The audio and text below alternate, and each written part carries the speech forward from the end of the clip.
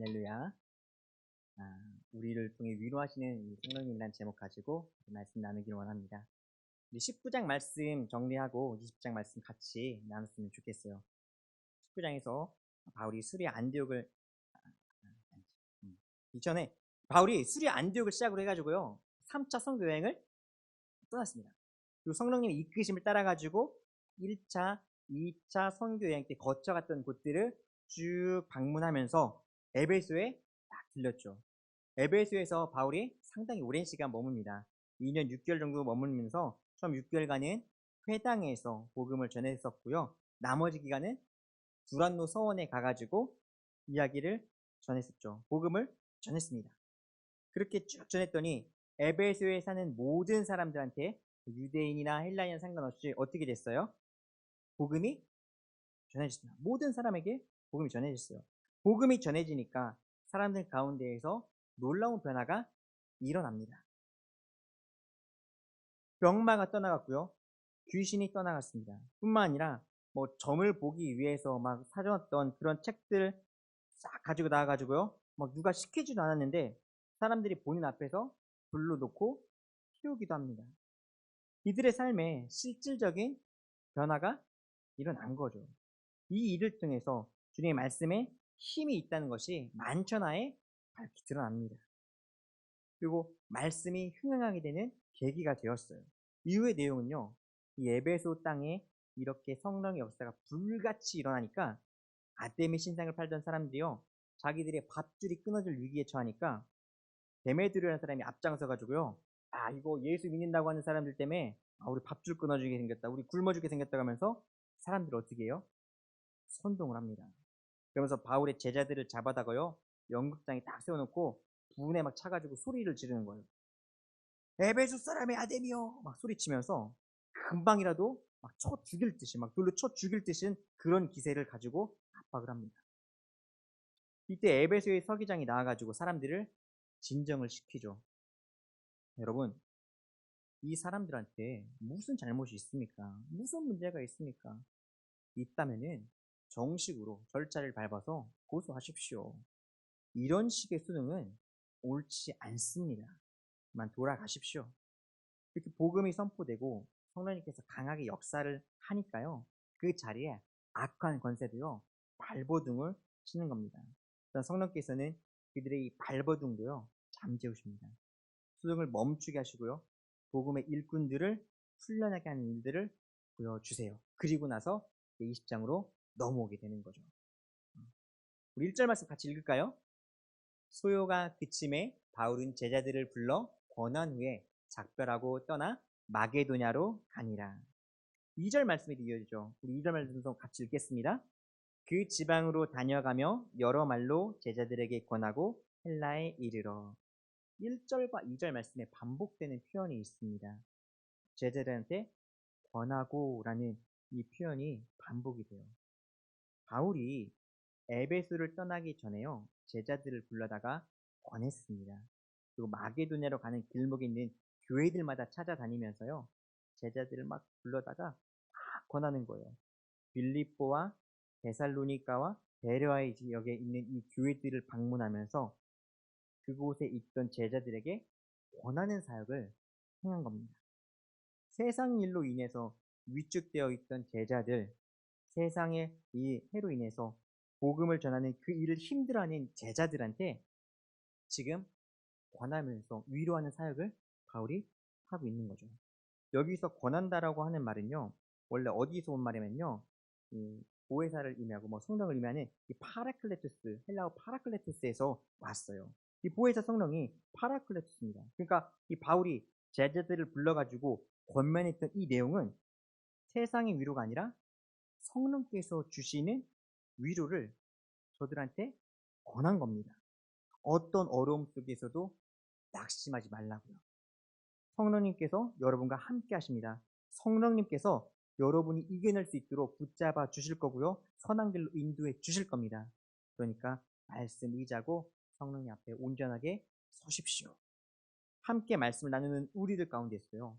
몸이 불편하신 분도 있을 거고 연약한 가운데 있는 분도 있을 거고요. 마음의 위로가 필요하신 분들도 있을 겁니다. 왜 사람이 모여가지고 이렇게 있다 보면은 부딪히는 부분도 있고 할 테니까 아픈 부분이 있을 수밖에 없잖아요.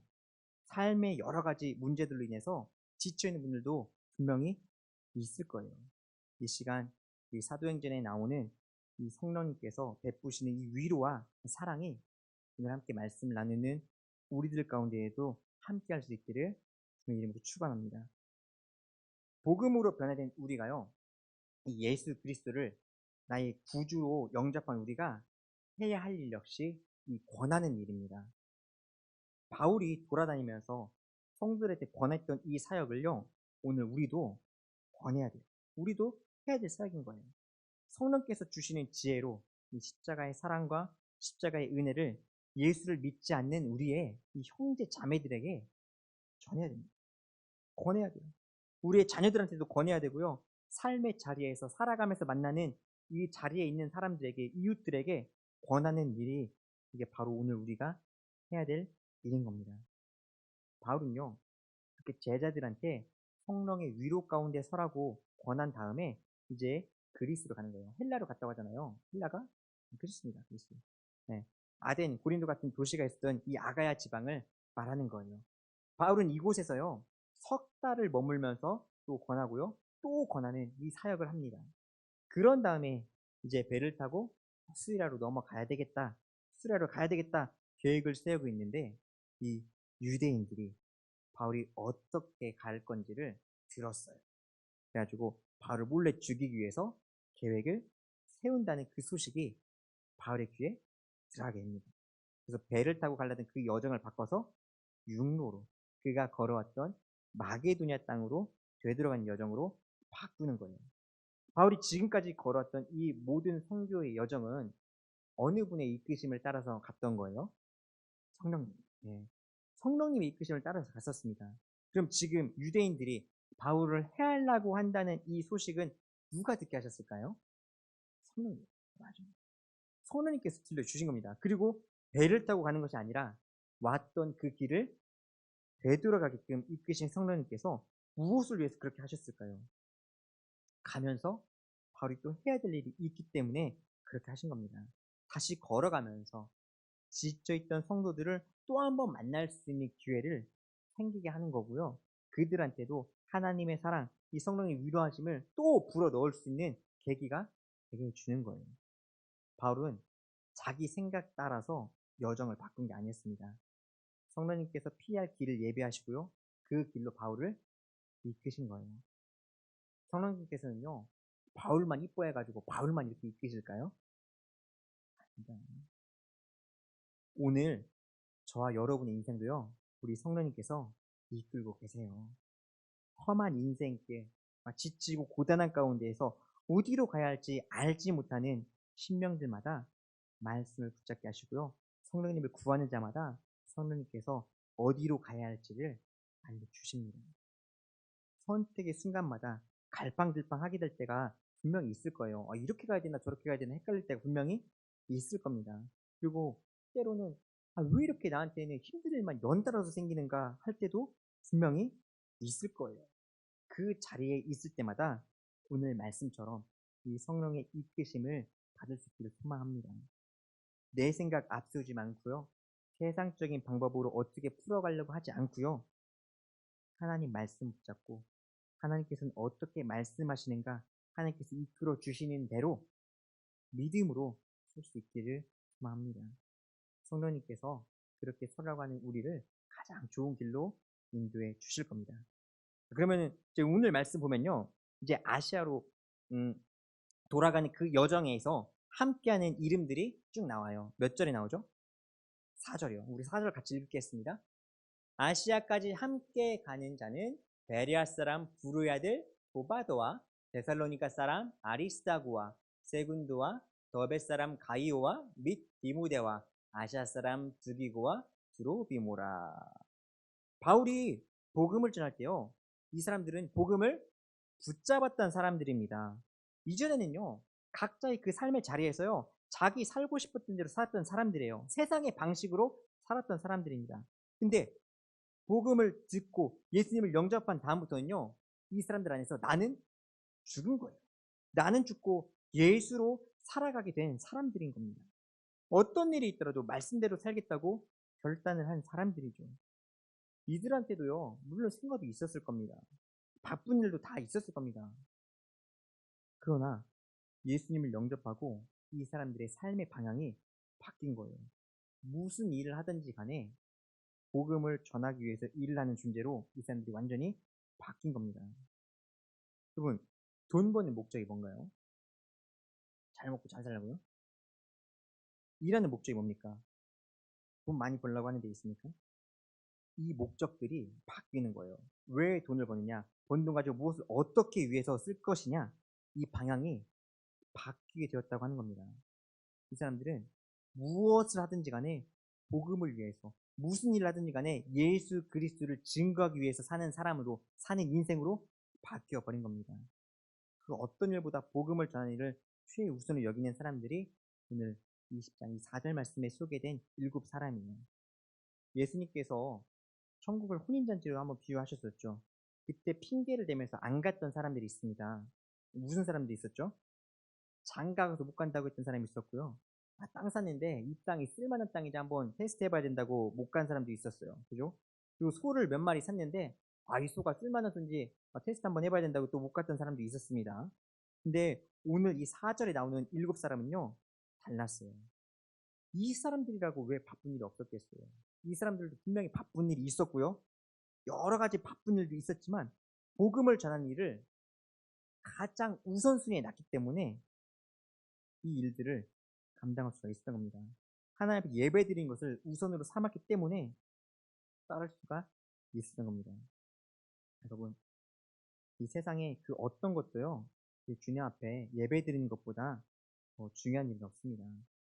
주님은요, 저와 여러분한테도 오늘 권하시는 거예요. 나와 함께 복음을 전하지 않겠느냐고. 땅끝까지 같이 가서 복음의 증인이 되었으면 좋겠다고, 내가 세상 끝날까지 이 일을 하기 위해서 너와 같이 있겠다고 권하시는 겁니다. 약속하신 거예요. 세상 끝날까지 함께 하신다고 약속하셨잖아요. 그를 위해서 성령님을 보내주셨고요. 그를 위해서 말씀을 주신 겁니다. 그런데도 주님의 이 초대에 맨날 바쁘다고 이야기하는 사람들이 또 있어요. 오늘 말씀에 나오는 이 7사람들처럼 믿음으로 순종하면서 주님이 말씀하실 때 주님 제가 여기 있습니다. 저를 써주십시오. 이렇게 믿음으로 순종할 수 있는 여러분이 될 수 있길 소망합니다. 여러분, 세상 일에 매달리면요 우리한테 맺어지는 건요 세상 열매입니다. 그죠? 그럼 말씀으로 살고 말씀에 붙들면요 우리한테 뭐가 열리겠어요? 무엇이 열리겠습니까? 여러분은 어떤 쪽을 택하시겠어요? 아브라함도요 하나님께서 고향과 친척과 아버지의 집을 떠나서 내가 너에게 보여줄 땅으로 가라고 했을 때요 어떻게 하셨어요? 그 즉시 모든 걸 다 내려놓고요 하나님 말씀 따라서 갔습니다. 하나님께서요 이 당시 아브라함한테 눈에 보이는 뭔가를 딱 보여주시지도 않았어요. 그냥 약속만 하셨습니다.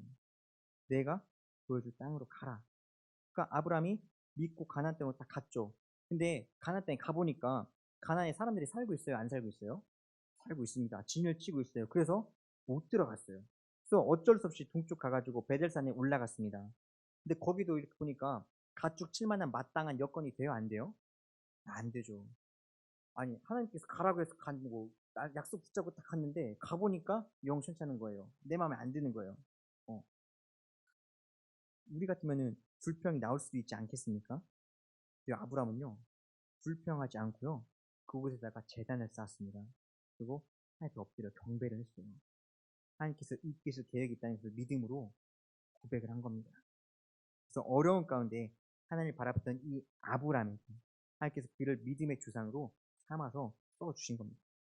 오늘 말씀하는 여러분도요 이 아브라함처럼 눈에 보이는 뭔가만 쫓고 뭔가만 바라보고 그것만 쫓아가는 인생이 아니라 하나님께서 주신 말씀 붙잡고 나아갈 수 있는 사람이 됐으면 좋겠어요.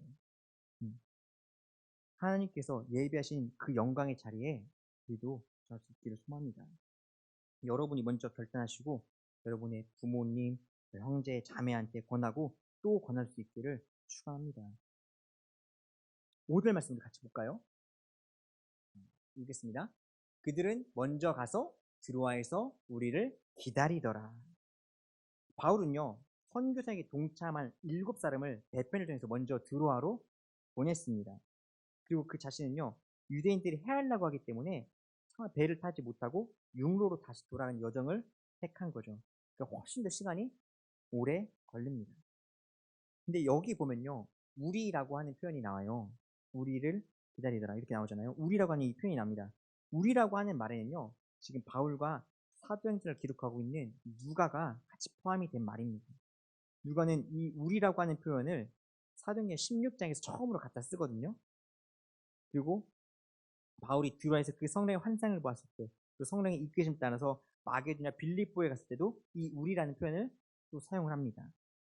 우리가 곧 마게도냐로 떠나기를 힘쓰니 우리를 부르신 주로 인정함일러라. 우리가 드로아에서 떠나 안식일에 우리가 기도할 것이 있을까요? 이 우리라는 표현을 계속 쓰고 있어요.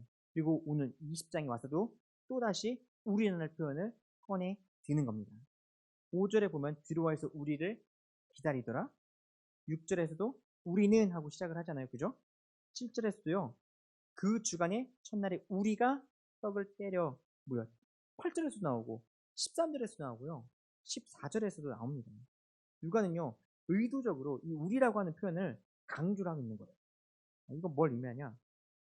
성교는 바울 한 사람에 의해 행해진 게 아니라 성령께서 우리를 통해서 팀을 통해서 합력해서 일을 하게 하신다는 것을 보여주고 있는 겁니다. 오늘날도 마찬가지예요. 우리가 중보기도 시간마다 선교사님들을 위해서도 기도를 하잖아요. 선교사님들만 가서 막 선교를 하고 딱 보내는 거 우리는 입 씻고 딱 땡 아니에요. 선교사님들만 가서 선교를 하고 있는 게 아닙니다. 이곳에서 같이 기도를 하는 것도요. 선교 역할을 하고 있는 거예요. 선교사님 한 팀이 됐으니까 선교사님들을 위해서 우리가 기도하는 거 아니겠습니까? 매주 중보 시간에도 이렇게 기도를 하고 선교사님들을 위해서 기도하고 사역을 위해서 기도하고 또 교회에서 막 물질로 돕기도 하면서 선교지의 필요에 따라서 기도로도 돕고 물질로도 돕고 이렇게 합력하면서 일하게 하셨잖아요. 선교는요, 간 사람만 하는 게 아니에요. 보낸 사람, 후원하는 사람, 이 모든 이들이 어우러져가지고 우리가 함께 합력하면서 하는 겁니다. 그걸 지금 이 우리라는 표현으로 보여주고 있는 거예요. 바울과 함께 했던 이들이 무교절을 보냈습니다. 그리고 나서 빌립보에서 배를 타고요. 닷새에 걸쳐서 드로아에 도착을 해요. 거기서 먼저 보냈던 7사람을 이들이 만나죠. 그리고 1회를 머물러서 있었던 일이 이제 이 7절 이하의 내용입니다. 우리 7절 같이 읽을까요? 그 주간의 첫날에 우리가 떡을 때려 하여 모였더니 바울이 이튿날 떠나고자 하여 그들에게 강론할세 말을 밤중까지 계속하매. 안식일이 끝난 다음날, 그 주간의 이 첫날, 우리로 치면은 이 주일을 말하는 겁니다. 주일에 뭘 하기 위해서 모였어요? 떡을 떼기 위해서 모였습니다. 주님의 몸과 피를 나누기 위해서 모였어요. 안식일에 모이지 않고요. 그 주간의 첫날, 안식일 다음날 모인 이유가 뭘까요? 그날이 우리 주님께서 사망의 권세를 이기고 부활 승리를 하신 날이기 때문에 그런 겁니다. 그래서 안식일 예배 때 드리지 않고 주님께서 부활하신 주일날에 모여서 성찬을 나누고 또 강론하기 위해서 모였습니다. 이게 바로 이 초대교회가 지향했던 이 예배의 모습이에요. 매 주일마다 성찬을 함께 나눴습니다. 우리 교회도 오늘 성찬했잖아요. 참여 안 하신 분 안 계시죠? 네, 다 참여해 주셨잖아요. 바울은요, 드로아에서 주일을 보내고 원래는 그 다음날 떠나요. 왜냐하면 오순절까지는 무슨 일이 있어도 예루살렘에 도착을 해야 되기 때문에 그랬던 겁니다. 일정이 빡빡하죠. 시간이 없습니다. 드로아 사람들에게 전해야 되는 말은 이만큼 있는데 일정이 촉박하니까 밤 늦게까지 이야기를 전한 겁니다. 말씀 시간이 굉장히 길어졌어요. 강론이 막 밤 늦게까지 이어집니다. 이때 사람들이 얼마나 많이 모여들었는지 앉을 자리가 없어가지고 어떤 친구는 3층 창문가에 앉아서 말씀을 들었다고 한 친구도 있었어요. 바울은 사람들이 많이 있을 때 막 열정적으로 복음 전했습니다. 사람들도요, 거기에 모인 사람들도 막 귀 기울여서 바울의 설교를 열심히 들었어요. 그러던 중에 이 3층에 걸터 앉아있던 청년 유두고라고 하는 이 사람이 그만 떨어져 죽고 말았습니다. 오늘 이 사건을 기록한 누가는요, 원래 직업이 뭐예요? 의사입니다. 그러면은 유두고가 죽었는지 살았는지 잘 알 수 있을까요? 없을까요? 기가 막히게 알았겠죠. 짚어봤더니 죽은 거예요. 분명하게 죽었습니다. 의사로 사망 선고를 내린 상황이에요. 근데 어떤 연유로 이 유두고가 떨어졌을까요? 8절 보겠습니다. 8절.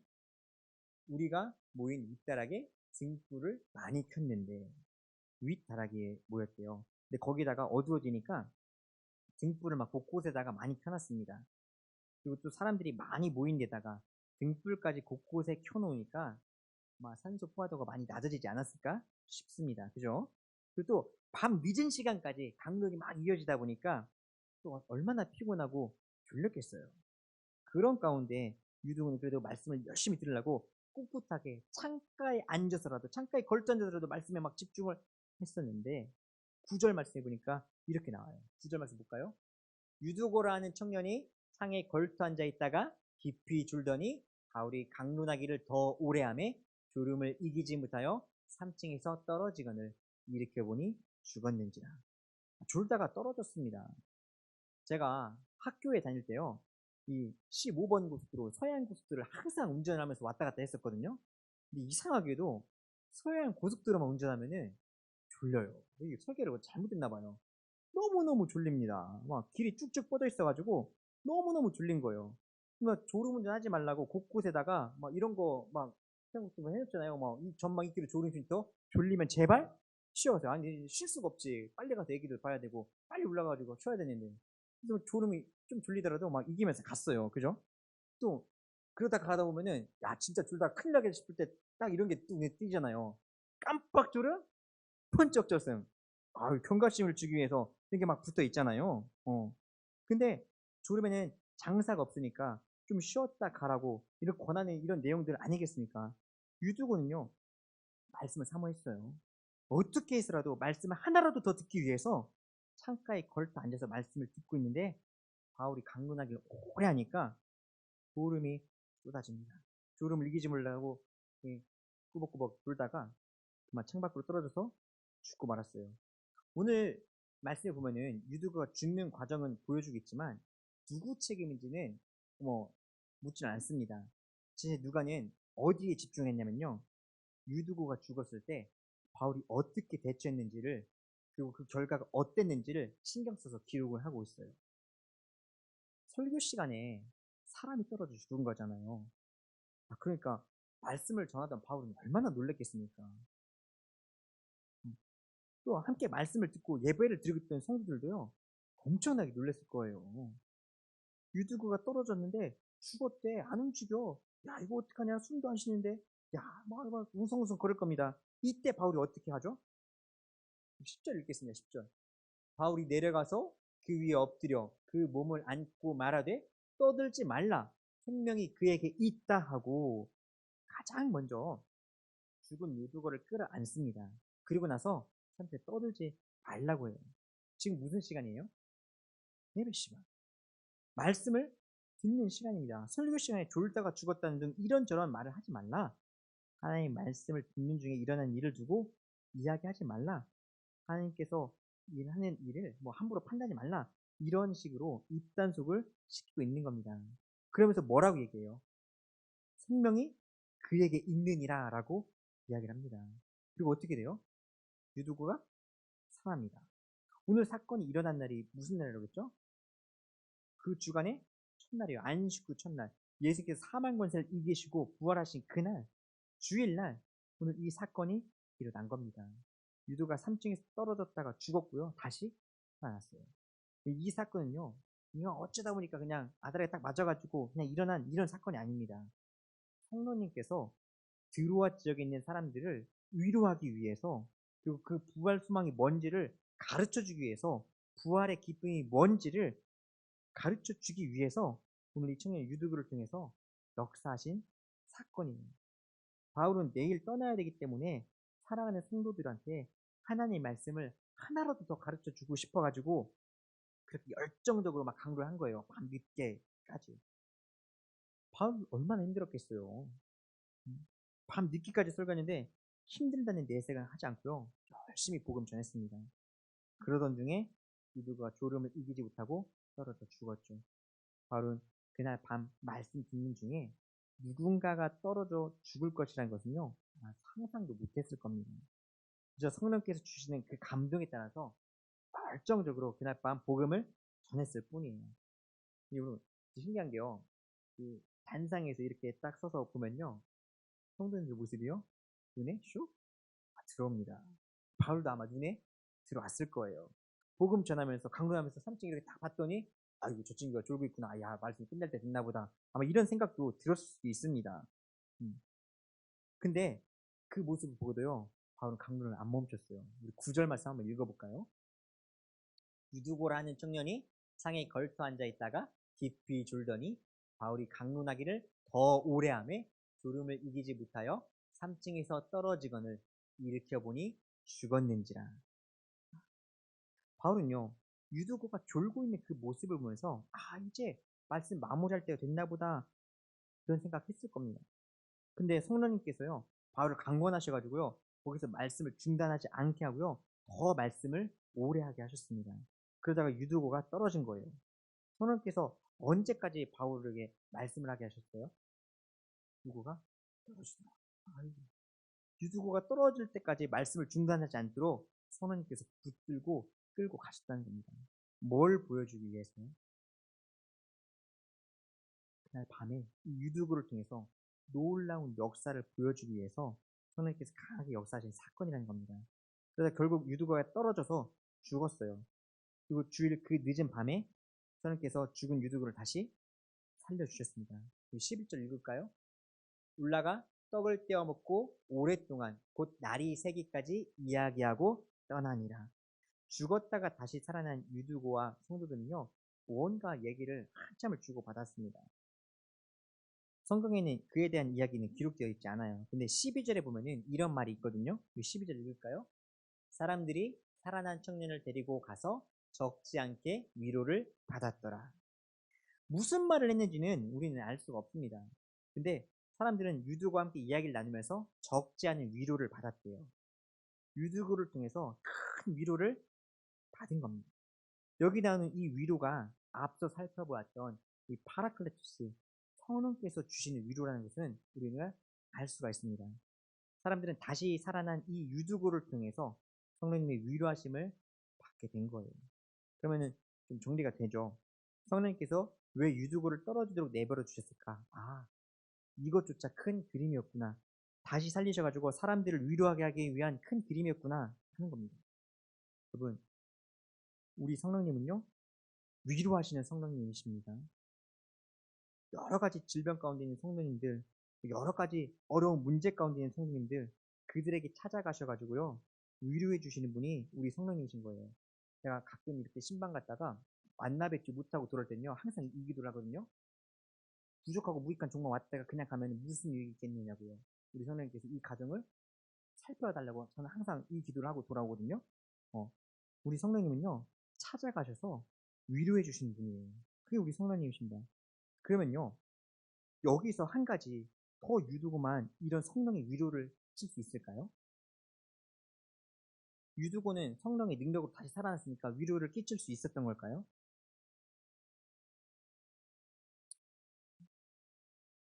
우리의 모습도 한번 돌아봐야 돼요. 우리는 성령 받은 사람이 아니에요. 구원 받은 사람이 아닙니까? 우리도요, 예수님 믿고요, 예수님 영접하고요, 거듭난 존재들입니다. 예수님 영접하고 세례받고 다시 태어난 존재들이 우리인 거예요. 죄로 인해서 죽을 수밖에 없는 인생이었던 우리가 예수님께 십자가에 달려 죽으심으로 말미암아서 우리의 죄를 사하시고 다시 부활하셔가지고 부활의 첫 열매가 되어 주셨잖아요. 이 사망의 자리에서 생명의 자리로 우리를 옮겨 주신 겁니다. 그래서 구원의 은혜를 우리도 이미 입었기 때문에 우리도 만나는 사람들한테요, 구원의 소망을 전해줄 수가 있어야 되는 거예요. 유두고를 통해서 파라클레토스, 성령의 위로하심을 통해서 사람들에게 그 위로가 전해졌던 것처럼 오늘 우리도요, 이 죽음의 자리에서 생명의 자리로 이미 옮겨졌기 때문에 사막이 건설되는 데서 이제 생명의 가운데로 옮겨졌기 때문에 우리도 역시 이런 위로를 줄 수 있어야 됩니다. 성령은요, 오늘 바울과 성경에 나오는 우리들, 이 누가와 복음을 전하기 위해서 함께 따라 나선 이 7 사람들을 통해서 위로의 은혜를 경험하게 하셨습니다. 그리고 오늘 말씀을 듣는 우리들을 통해서, 저와 여러분을 통해서 이제는 같은 역사를 펼쳐가기를 원하십니다. 사랑하는 우리 전주우와 영생교회 성도 여러분, 우리도 하나님의 말씀 받았으니까요. 우리도 예수님을 믿고 구원의 은혜를 힘입었으니까요. 내 말씀을 듣고 세상 나가셔서 우리가 가는 곳곳마다 만나는 사람들마다 성령의 위로하심을 전할 수 있기를 소망합니다. 어디로 가야 할지 알지 못하는 이 방황하는 사람들에게 구원의 소식을 전하면서 가는 곳마다 우리가 만나는 그 사람마다 우리 주님께서 주시는 이 샬롬의 은혜, 이 평강의 은혜를 넉넉히 전하시고 성령의 위로하심을 증거할 수 있는 모두가 될 수 있기를 간절히 축원합니다. 기도하겠습니다.